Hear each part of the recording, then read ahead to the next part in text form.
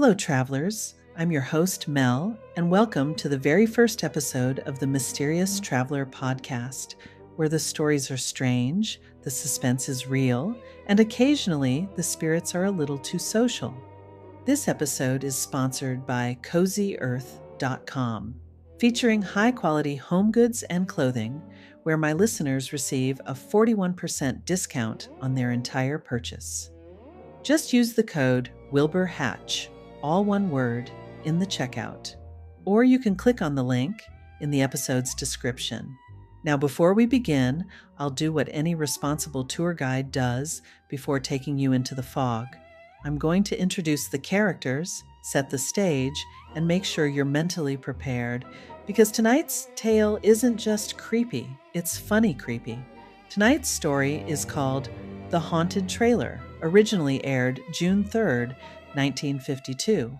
Our main character is a poor guy named Melvin McGraw, who is basically just trying to get to California, marry his girl Louise, and live a normal life. Instead, fate throws him onto a stormy mountain road, into a deserted railroad station where he meets the kind of ghost you don't find in old castles or graveyards. This one's a hobo ghost, with a name like he's about to steal your hubcaps, Spike Higgins. And Spike is not here to haunt. Spike is here to move in. So settle in, get comfortable, and grip your nerves like you're holding onto a steering wheel in a thunderstorm. Because if you've ever wondered what would happen if a man accidentally became the proud owner of America's first haunted trailer, tonight you're about to find out. And folks, Spike Higgins is the kind of ghost that doesn't rattle chains. He rattles boundaries. All right, friends, lights down. Let's travel. Transcribed.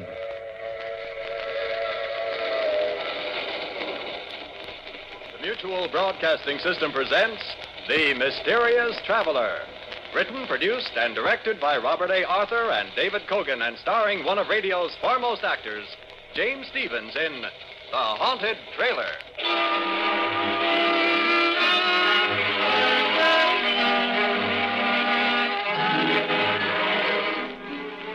This is the Mysterious Traveler, inviting you to join me on another journey into the realm of the strange and the terrifying.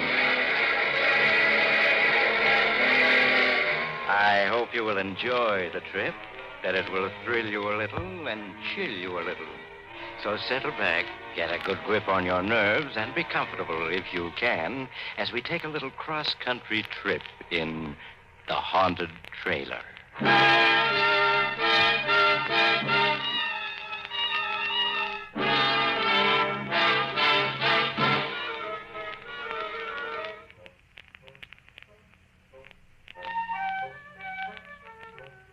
Before we begin, I have a question for you. Do you believe in ghosts? No? That's good. Then my story won't bother you in the least. So let me introduce Melvin McGraw, as nice a young man as you'll ever meet, in this world or the next. Melvin is very unhappy. He has a story he wants to get off his chest. All right, Melvin, tell us all about it. Maybe it'll buck up your spirits.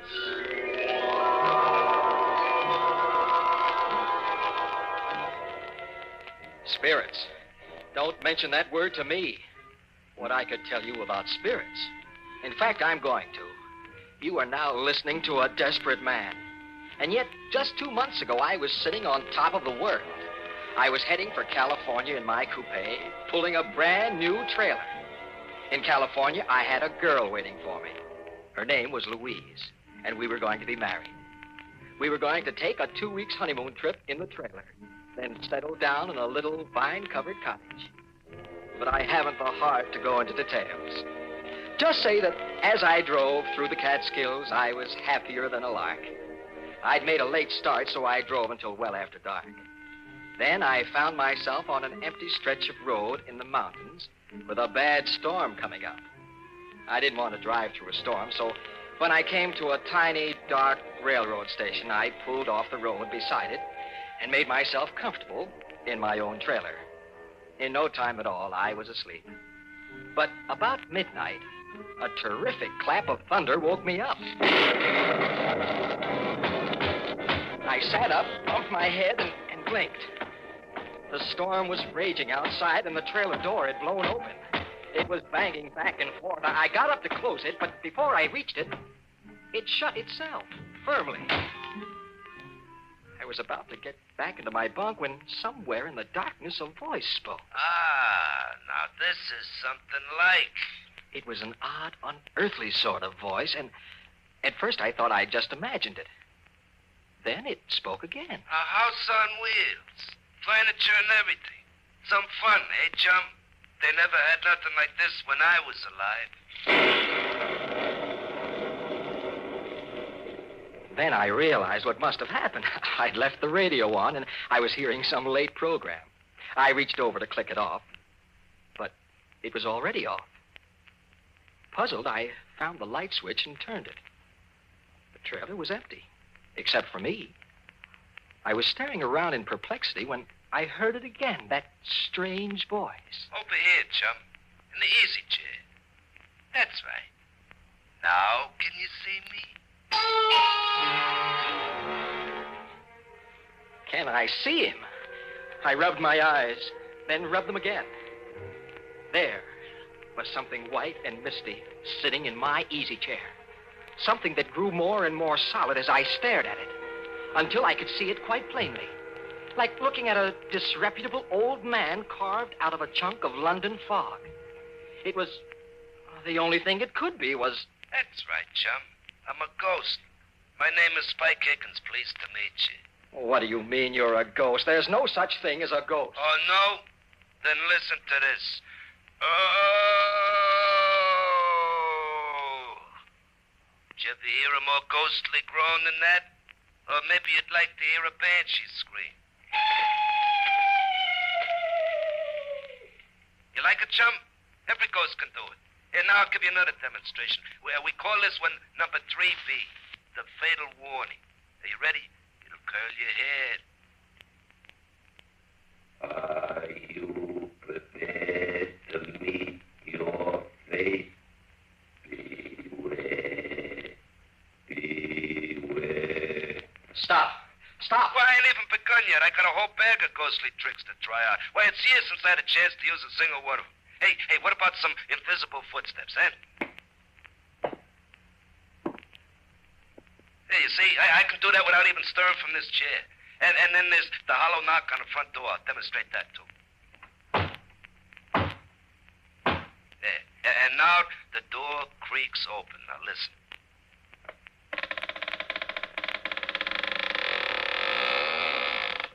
See? Now, just suppose you was alone in a deserted house at night and you heard all them noises. What would you do, huh? I'm asking you, chum. I'd run like the dickens. Yeah, I bet you would. Anybody would. And now do you believe I'm a ghost? Or should I give you some more of my repertoire? No.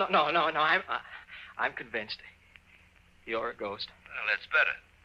Now that we're acquainted, you can call me Spike. That's my name, Spike Higgins. Born March 28, 1888. Died April 15, 1930. Well done, now good and faithful servant. Oh, I certainly wish I could wake up. This dream I'm having is ghastly. Not ghastly, ghostly. And you're not asleep. Hey, but speaking of sleeping, it's after midnight, and this is the first time I've been near a bed in more than 20 years. What do you say we turn in, man? You mean you're suggesting you're going to sleep in my trailer? Well, why not? That's what a trailer's for. A home away from home. No. I won't stand for it. Now, get out. Why did you ever come in here in the first place? Well, why did you stop at my territory? Answer me that, chum. Don't call me chum. My name is Melvin. If my name was Melvin, I'd rather be called chum. Okay, Melvin, you invited me in. I did no such thing. I deny it. Well, you stopped beside my railroad station, didn't you? What do you mean, your railroad station? That old station outside, I haunted. A haunted railroad station? I never heard of such a thing. Well, there's plenty you never heard of. Well, back in 1930, I was a bum, see. I rode the boxcars. Well, one night I was trying to get away from a railroad bull. Toughest railroad dick in the business, name of Dan Bancher. Well, I slipped off the top of a boxcar just as we was passing his station, see? Well, so I got appointed resident ghost for 7 Pine Station. A real lousy break. Hasn't been anybody in the station after dark for 10 years. And then tonight you come along and park. Well, naturally, I invited myself in. Oh, had some layout you got here. Well, why did you stay if you disliked it so? Had to. I was doomed never to leave. Punishment, you see. You were doomed to stay here forever? Like I said, never to leave. Why? I'll show you, Spike. This is where you and I part company.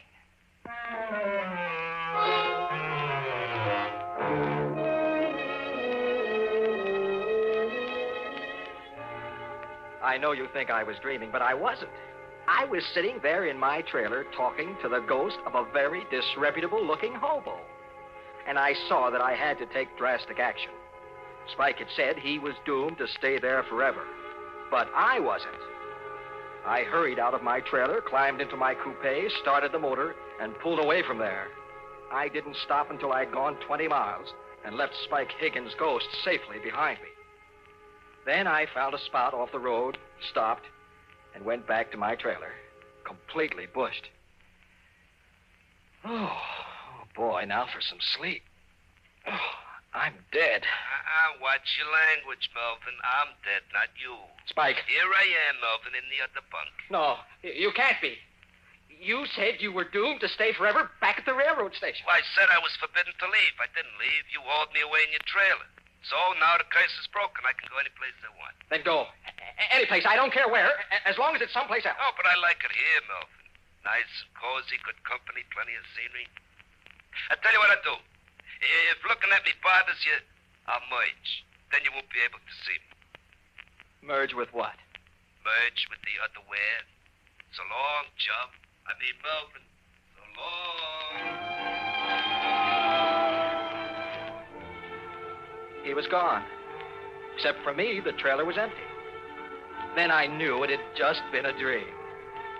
I took a stiff drink of scotch and tumbled into my bunk. Next morning, the sun was shining. I thought about Louise and cheered up.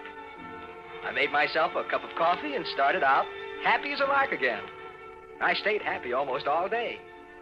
Then, as it was getting on towards evening, a cold, clammy draft chilled the back of my neck, and... Hello, Melvin. It's me, your old chum, Spike. You're not my old chum, and where are you? I can't see you. Well, give me time, Melvin. Give me time. I've been merged with the other wear all night. I can't materialize again too fast or I'll strain my protoplasm. There, how's that? You transparent monstrosity. I thought you were just a dream. Oh, have I got to convince you all over again? Okay, I'll run through my repertory for you. The ghostly groan, the dying scream, the scream of the banshee, the hollow footsteps, the squeaking door. No, anything but that. I couldn't stand it again. Well, okay, then. Oh, but I left one out last night. The mournful howl of a dog. You know, in every ghost story, there's always a dog howling someplace. Well, that ain't a real dog. It's just a standard ghost sound effect. You like this, see? Oh, no. My nerves can't stand anymore. Melvin, chum, you're going to have to toughen up. You're going to be hearing a lot of them ghostly noises, and you just got to get used to them. What do you mean? Well, you and me are going to be seeing a lot of each other. I am now the resident ghost of this here trailer. Congratulations, Melvin. You own the first haunted trailer. Oh, don't be ridiculous. Nobody ever heard of a haunted trailer. Well, they're going to hear of this one. You'll be famous all over America. Oh, that's absurd. A haunted trailer. Why not a haunted ferry boat, a haunted boxcar, or a haunted Pullman? What, do you think there ain't? Why, there's a haunted ferry boat, makes the crossing at 125th Street every stormy night. And then there's a haunted boxcar. Never gets where it's going. Balamine rides it, name a Boxcar Benson. And speaking of trains, didn't you never hear the Phantom Express? The Phantom Express? Yeah, it's an all-Pullman car job, and nobody rides it but hobos who've been given a reward, see? It only travels by twilight, and it goes 1,000 miles an hour. Always traveling, never stopping. That's heaven for us poor restless hobos. Indeed. Yeah, so what's so funny about a haunted trailer? Now I ask you.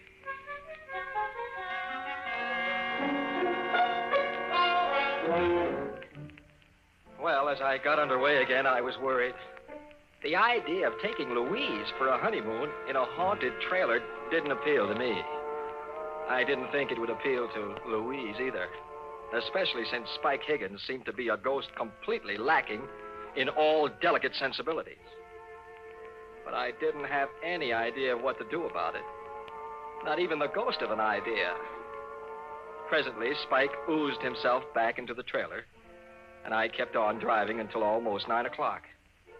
Then I turned into a little motel and arranged to park overnight. I had some supper at a diner nearby and then went back to my trailer, hoping against hope that Spike would be gone. But he wasn't. The trailer was full of cigar smoke and the smell of whiskey. There was Spike sprawled out on my bunk, inhaling the smoke of a cigar that burned in the ashtray, and from time to time leaning over to sniff at an open bottle of scotch. And to make it worse, another phantasmal character, long and thin and disreputable looking, occupied the other bunk.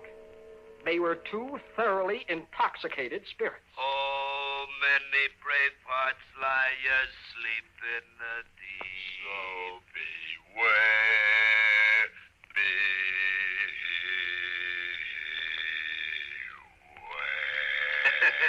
Spike, what is the meaning of this? Oh, hello, Melvin. Melvin, I want you to meet an old pal of mine, Nitro Nuff. Pleased to meet you, Melvin. I'd shake hands if I had any hands. Spike, I asked you a question. What is the meaning of this? Why, Melvin, we're just celebrating, that's all. I ain't seen Nitro for pretty near 25 years, so we're having a little fun. We're just a couple of high spirits. You get it? Huh? Very funny. Well, get this Nitro ghost out of here at once. This is my trailer, and I don't want him here. Yeah, sure, Melvin. It's your trailer, only I'm the resident ghost, see? I got full rights to extend hospitality to any other ghost, ghoul, phantasm, spirit, spook, boogeyman, werewolf, vampire, or poltergeist I want to. Look it up, the Spirit's Handbook, Section 7, Paragraph B. Besides, Melvin, there's a lot worse things than me that Spike could have invited. You know, some of them werewolves now. Brother. All right. Let's not talk about it. Just thinking of such things makes me nervous. But you'll have to stop singing. Suppose somebody heard you and came to investigate. Oh, well, okay. And anyway, it's time to turn on the radio. Turn on the radio? For what? But to hear it, stupid. Let's see. Yeah, this ought to be the right station. May I ask, merely out of morbid curiosity, what program a ghost would listen to? Well, you don't have to ask. You'll hear it.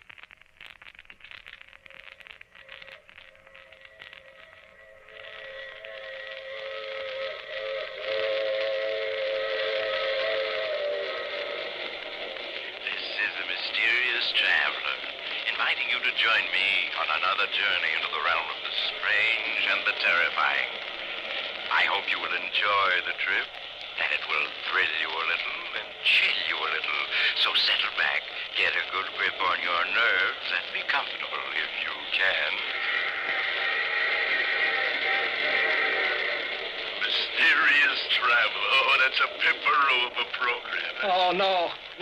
Turn it off. What's the matter? You don't like the Mysterious Traveler? All us ghosts listen to it. Oh, I like it all right, but you don't expect me to listen to it with two ghosts right in the same room with me, do you? Sometimes he even scares us. Okay, we'll turn it off. Look, Spike, Yeah, Melvin. what'll you take to go away and leave me alone, both of you? Oh, Melvin, you don't understand. I've took up my abode in this here trailer. I'm your ghost now. Your family ghost. Where thou ghost, I will ghost. Hey, you get it? Huh? Then am I to understand you refuse to clear out? And the answer to that, Melvin, is absolutely. Well, in that case, I'm going to rent a cabin for the night. I couldn't possibly sleep in this trailer with you two hunks of animated fog. Suit yourself, Melvin. Anyway, me and Spike got some practice in the dope. Okay, Spike, let's go. First, the mournful dog howl.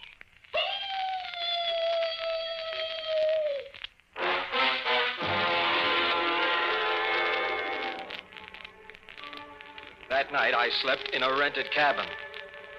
The next morning, I drove on westward with my two phantom passengers and tried to pretend they weren't there.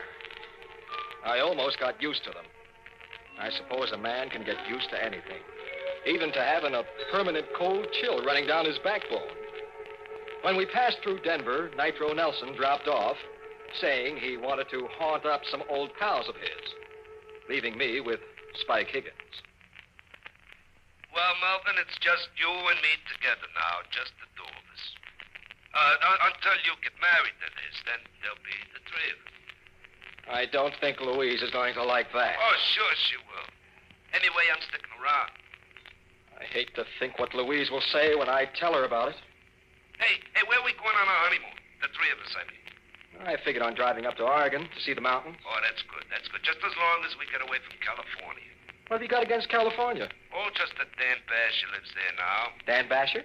Yeah, you remember that tough railroad dick who was chasing me when I fell off that freight? Oh, he's the toughest bull in the business. Hey, you're not afraid of him now, are you? No, of course not. Oh, only the grapevine says he's kind of sick, see, and he might be entering the spirit world any time now. I wouldn't want to run into him again if he did. He's got a grudge against me. Hey, you know, I just thought of something. What? Well, right at first, Louise probably won't be able to see me or to hear me, see? On account of a family ghost that's only visible to the household. You get me? Yes, but I don't understand Well, as soon as you're married, she'll be part of the household, and then she can see me. Until then, no. Oh, wake me up as soon as it gets dark, huh, chum?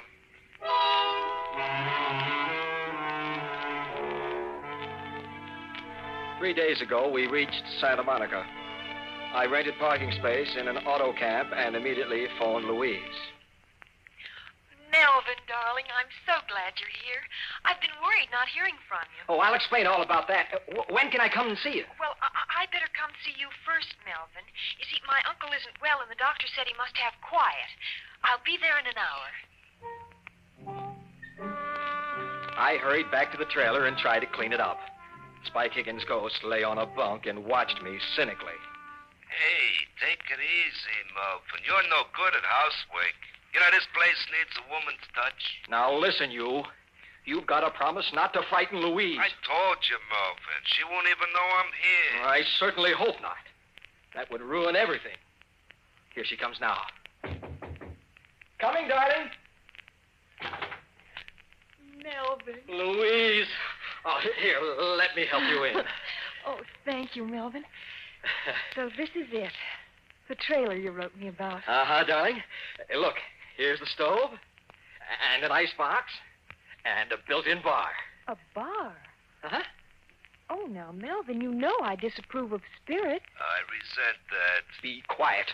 Why, Melvin. Oh, excuse me, darling. I wasn't talking to you. Well, then who were you talking to? Oh, it's hard to explain. Look, Louise, here's a writing desk that folds into the wall, and a regular easy chair. Well, it's very nice, Melvin, but all the same, we're not taking any spirits along on our honeymoon, bar or no bar. Oh, she got a surprise coming to her. I said to be quiet. Melvin, how can you talk to me like that? Come on, show her who's boss, Melvin. I told you to shut up. Melvin! I won't stay here and be insulted. You can telephone me when you're ready to apologize. With that, Louise stormed out.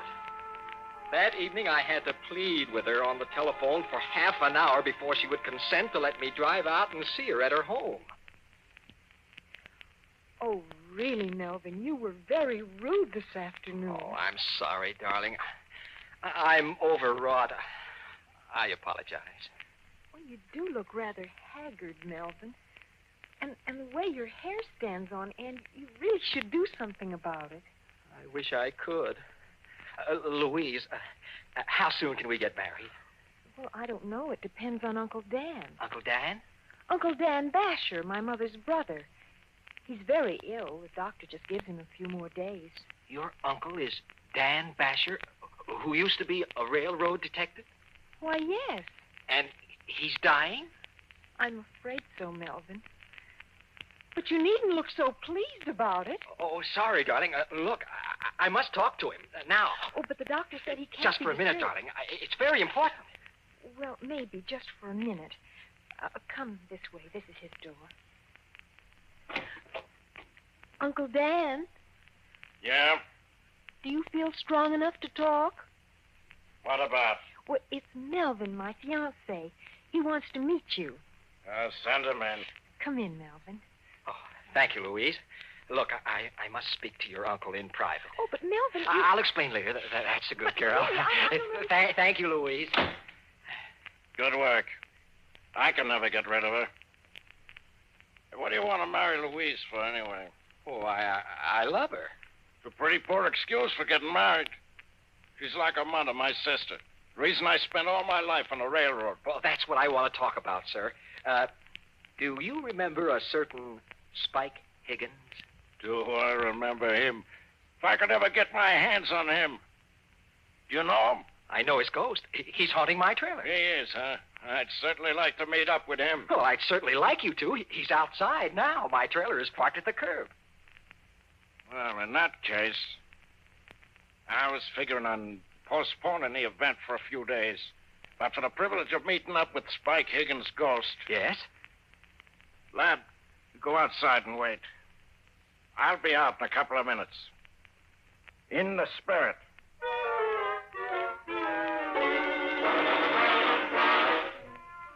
I made some excuse to Louise and hurried out to the trailer. Spike Higgins' ghost was lolling on my bunk. Oh, out so soon, Melvin? What's the matter? Oh, nothing, Spike. Nothing. You're up to something. What is it? Nothing, I tell you. Oh, relax, Spike. Relax. I got a funny feeling. Uh-oh, someone's coming. What do you mean, someone? Another spook. He's coming in here. Hello, Spike. Dan Bash. In the spirit, Spike. I've been waiting for this meeting for a long time. Oh, no, Melvin, you double-crossed. After him. Quick, Mr. Basher. Right, you are, lad.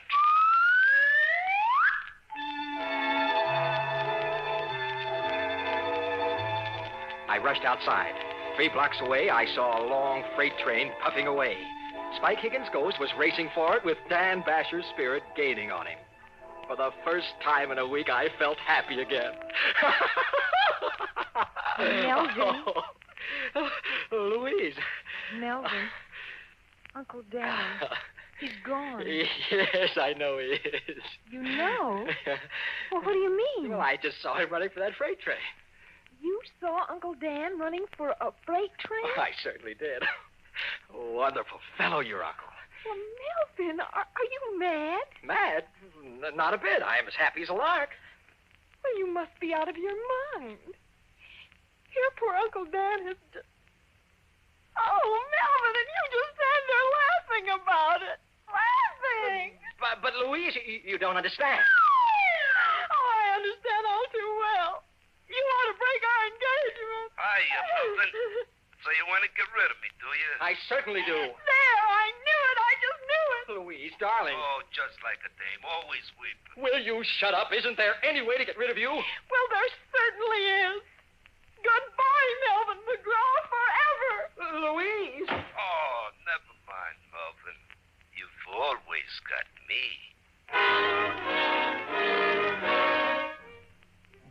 Well, that's my story. I'm a desperate man.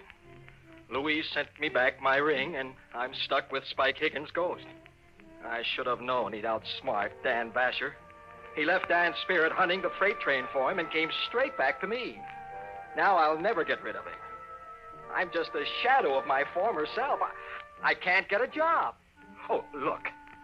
Do any of the radio stations carrying my story need a good sound effects man for mystery programs?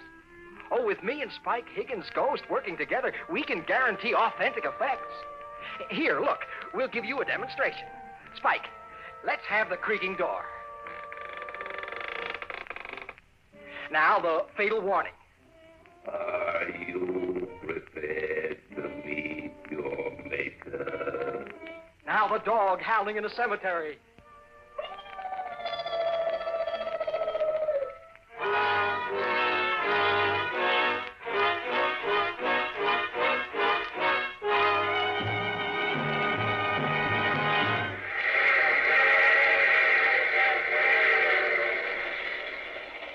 This is the mysterious traveler again.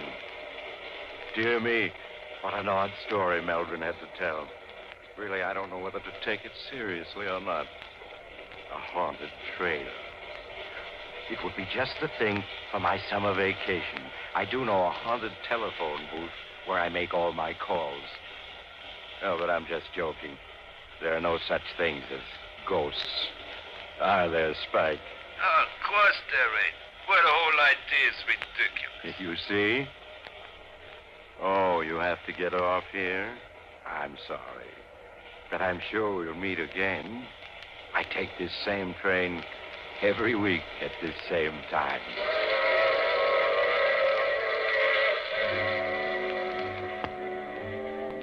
You have just heard The Mysterious Traveler. And now you can also enjoy other tense and dramatic stories of The Mysterious Traveler in the June issue of The Mysterious Traveler magazine. In our cast were James Stevens, Larry Haynes, Bill Zugert, and Shirley Blank, with Maurice Tarplin starred in the title role. Music is under the direction of Emerson Buckley and was composed by Richard DuPage. This program came from New York.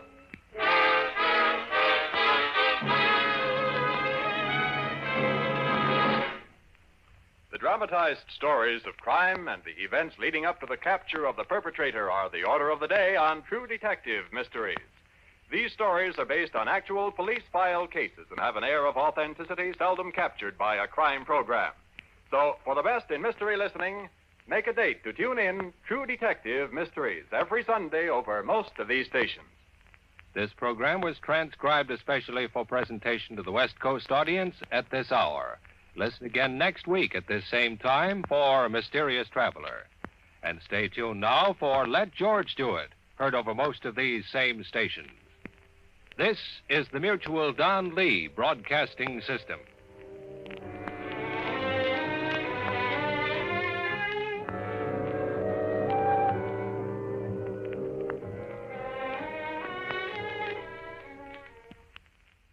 Welcome back, friends. And that brings us to the end of tonight's strange little journey. I hope you enjoyed the haunted trailer. I hope it thrilled you a little, chilled you a little, and reminded you that sometimes the scariest thing in the dark is the company you keep, especially if that company smokes cigars, drinks your scotch, and refuses to pay rent. I'm your host, Mel, and thank you for spending part of your evening with me. If you enjoyed this new episode, I encourage you to hop over to my other podcast called The Whistler Podcast, where I introduce episodes of The Whistler and give a little commentary. Now, before we vanish back into the fog, I want to give a quick thank you to today's sponsor, CozyEarth.com. Their support helps keep this podcast going and allows me to bring you more of these classic stories without having to make my own haunted trailer and start charging ghosts for airtime. So if you'd like to support the show, check out CozyEarth.com or by using the link in the description. My listeners get 41% off their entire order. And as always, thank you for being the best part of this channel. All right, travelers, until next time, sleep well, lock your doors, and if you hear footsteps in the hallway, it's probably just the neighbors. Probably. Good night.